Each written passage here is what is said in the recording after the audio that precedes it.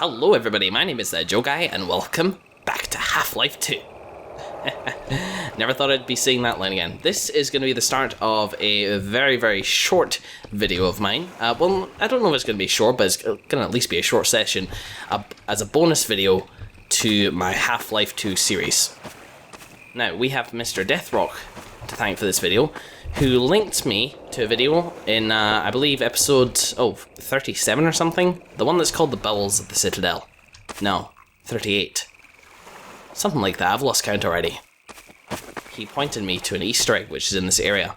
Now, I did not watch this video because I thought, why not reload an old save and go find this Easter egg myself, particularly since it seems to pertain to certain plot information. So this is a water hazard, if you don't remember, by the way. Ah! Whoop. Yep, the chapter water hazard. I reloaded an old save and played through it up until this point, and the Easter egg is just over here. Now, very easy not to spot this from a distance. I need to get into there. I don't really know how I'm going to go about that. Hang on. Well, if my boat would like stay in the right spot, then maybe I can just force the issue here. Does crouch jumping work like a nail? Oh, it does. Ugh. There we go. This is acid, and I have no health. How am I meant to... I don't think I'm going to be able to make this. Oh, shit. Oh, god damn it. Alright. Okay, I'm gonna be cheap. I was not expecting some sort of gauntlet such as this. Maybe this will take off less health. 17, 15, 12, 10, 15, no. Okay, I'm gonna need to go back to the boss area and regain a little bit of health. Maybe there's an outlet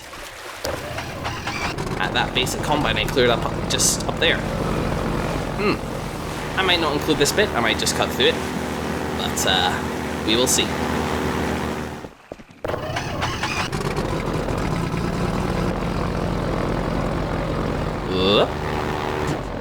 Oh god!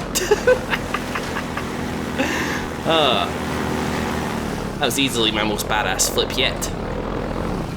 It's ironic I had to wait until after the series to show. Alright, oh, there we go. It's pretty easy. Right, let's not use up auxiliary power by using the flashlight at the same time. Let's just book it. Now we kind of got to. Use it sparingly.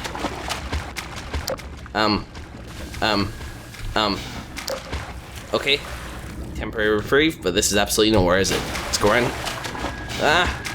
Oh. Well, that was you making that noise. Hello. This is more than anyone can bear, but we will persevere. Huh? Persevere, right, sorry, missed that. This is, I believe, is known as the all-knowing Vortigaunt. Goddamn. Scared the shit out of me. We have survived worse across the ages. Vortigaunt? He did cough when I saw him. The all-knowing Vortigaunt. An Easter egg that's in this game that is meant, when I interact with him, to reveal cryptic messages in regards to the plot of Half-Life. And our life is worthless unless spent on freedom. Okay, yeah, true. Very true. So we're gonna have a listen to him, see what the man has to say. So hi there. Where to now? And to what end? Nice to meet you. I'm Gordon Freeman. What have you got to say? We remember the Freeman. We are called Terminus. We are called Terminus or coterminus? Is that a word I'm not familiar with? Could be. He's cooking a head crab here. Check out his food supplies. Our finest poet describes it thus. Galamba. Of course he does. So Vortigaunts throughout Half-Life 2 have been sort of these weird kind of... Their mannerism has been quite prophetic in terms of they speak like prophets but don't actually make prophecies. Well, the Combine's reckoning has come was true, but what else are you going to say when confronted with this badassery? They are a weird species, which I'm not sure what to make of. They are the power that exudes from them can be used by the Combine as power, as well as for my suit. Speaking of, I could use a top-up. Our cause seems hopeless. No, it doesn't. Look, in many episodes from now, I will defeat the game, so don't worry your wee head. I'm not really sure about the Vortigaunts at the moment, so let's learn. There is no distance between us. No false veils of time or space may intervene. Yeah? Okay, cryptic. He may be connected somewhat to... Still here. I am. Hang on, I'm commentating here.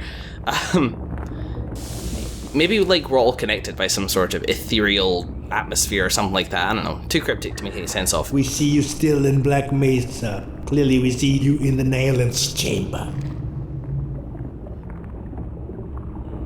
Really, you saw me there, so you know everything I've done. Is that why Gordon Freeman's deeds were able to be spread so far and wide? We shall prevail. Not just the scientists that sent me to Zen at the end of the first game, but because of the Vortigaunts and when they allied with the humans, and they knew what I did. They knew exactly what I did. Somehow. I don't know how. Maybe one of those eyes lets them see between dimensions. It's possible. We have lost all dear to us. They are a slave race as well, I guess. They were slaves in Half-Life 1 as well.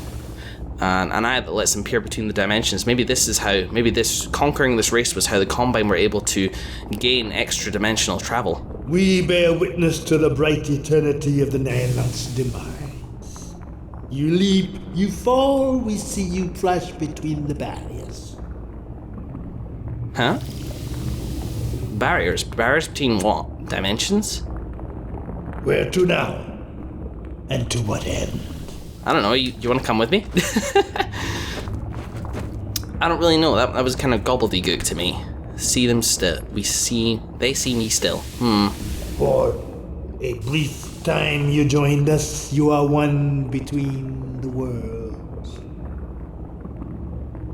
Huh? No idea. We shall prevail. Communion of the vortessence, and that other, a deeper mystery. No deeper than the void itself. Vortessence. Their race, communion between the Vortessence and... Wait, was it you guys? Did you guys contact my employers?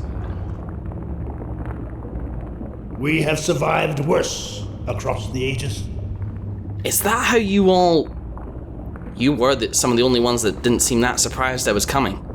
We cannot forget those whose cords you cut. Forgiveness is not ours to bestow. Cords we cut. Whose cords did we cut? The Nylanth was coordinating the invasion. We cut the cord there. Huh. Not yours to bestow. Life is worthless unless spent on freedom. Whose is it to bestow, I wonder? Unity of purpose, the shattering of common shackles, a single road we tread. Okay, well, what? The song we sing and shall sing for eternity, no matter the consequences of this struggle. Interesting. I guess whatever song they're singing reaches across. You have brought us grief and jubilation beyond measure. Grief and jubilation. Why grief? You must remember us from Black Mesa. Yeah, of course. Well, we started the Resonance Cascade. Is that what they're referring to? Dunno. Some of this will be just stuff I hear and maybe they sort of note down for later. I don't expect to understand most of what this guy says. We are there still in observance of your final stroke. Do these guys exist across space and time?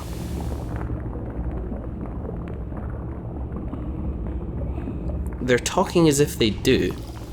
Or if not them as individuals, at least... Our finest poet describes it thus. If not the individual, then the species, and they share combined knowledge throughout the species because they are connected. Let's rotate around a bit so we get more light on your lovely face. While our only scattered at your feet, you severed the vocal cord that bound the Nailant to life and to us. Yeah, I did. I did. It'll be good to go through this in editing and rewatch him a few times. This is more than anyone can bear, but we will persevere. That sharp spur of hope has not dulled to this day. For once the lesser master lay defeated, we knew the greater must also fall in time. The lesser master, the Nihilanth.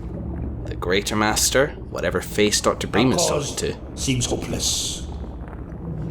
But maybe it wasn't. Maybe the face that Dr. Bream is talking to is just yet another figurehead, another middle management. With you besides us, a talisman of victory, the day of freedom draws nigh. Well, that's actually one of the first simple things you've said. Your bright face obscures your darker mask.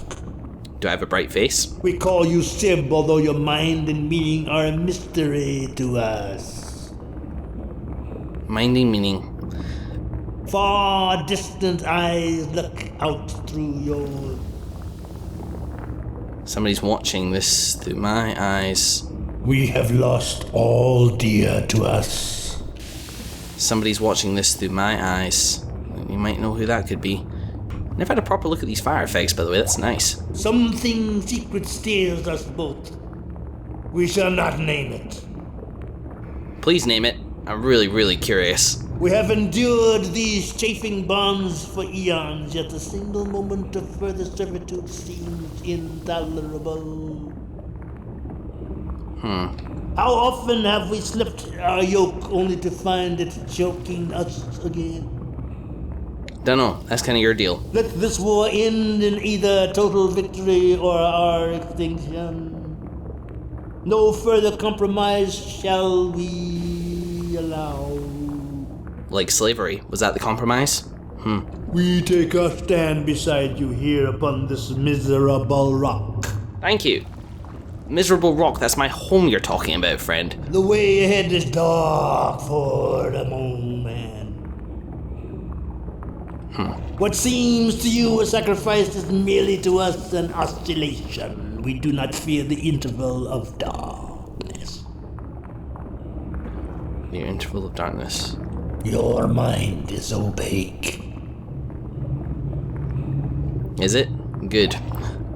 We are a tapestry woven of vortessence. It is the same for you if only you would see it.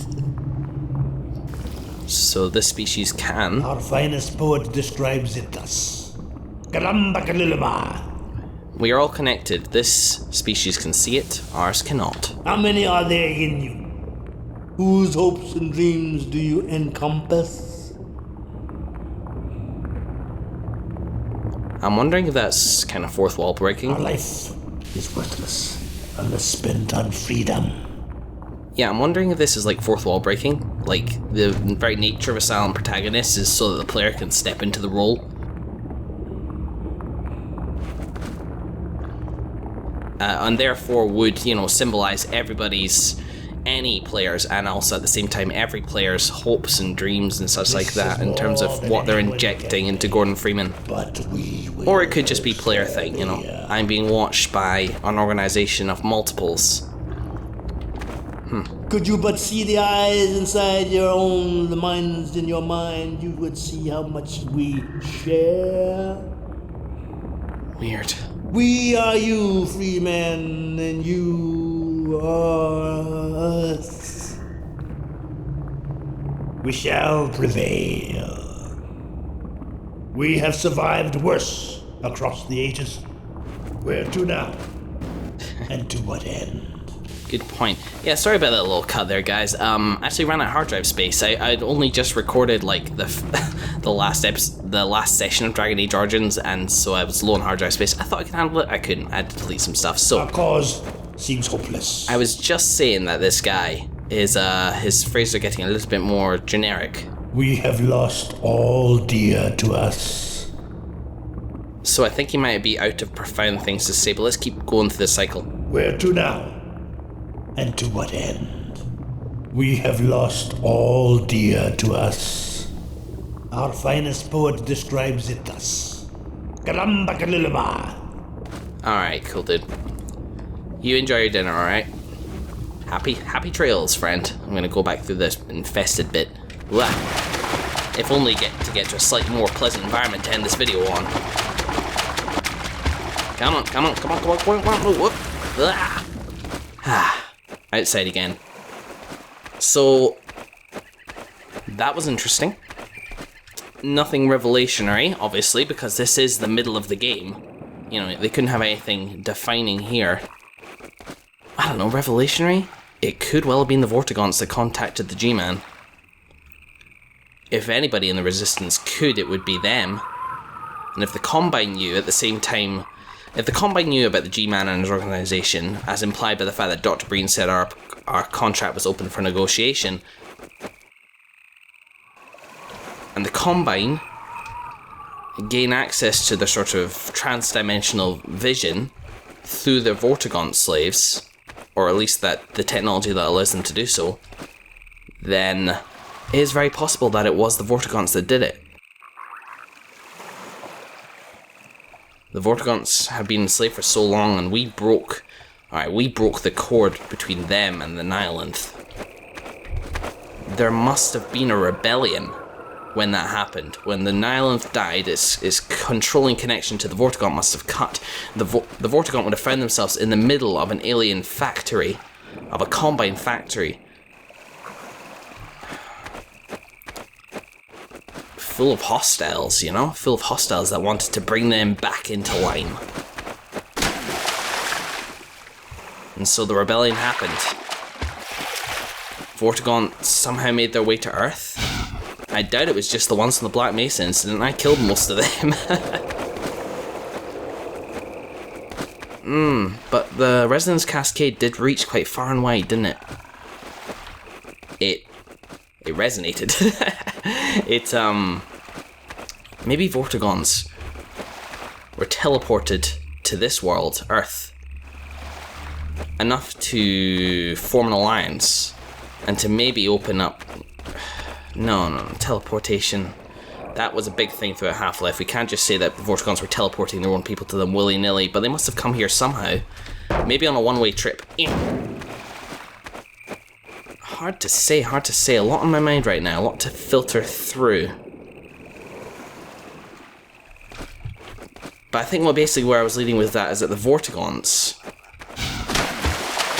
having been enslaved by the Combine for so long, as opposed to just fighting the initial wave of Combine, or not the initial wave, the second wave I guess you'd call it, like the humans were. The humans were fighting the second wave. They had no sort of comprehension of the true horror of what awaited them. I mean, what happened to them was pretty horrific, but compared to what happened to the Vortigaunts, it could have been worse. And since the Vortigaunts knew exactly, you know, at this time, either our victory or our extinction, they possibly would make a deal with me. I wonder what they traded. And I wonder if they will trade again. Episode 1's got to get me back into the fray somehow. Somebody's going to have to make the G-Man another offer. That's kind of meta-knowledge, though. I shouldn't really be... I shouldn't really use that. Anyway, fellas, this has been my bonus video of Half-Life 2. I think that's all I wanted to say. I know I've had more musings on the plot since I finished Half-Life 2, and I'm very much looking forward to recording episode 1, which I will be, I think, this weekend, of course, being the fact that this episode will probably be released after this weekend. I may have already recorded episode 1 by then. Really depends on how the hay fever acts up. I hate hay fever. It's a pain.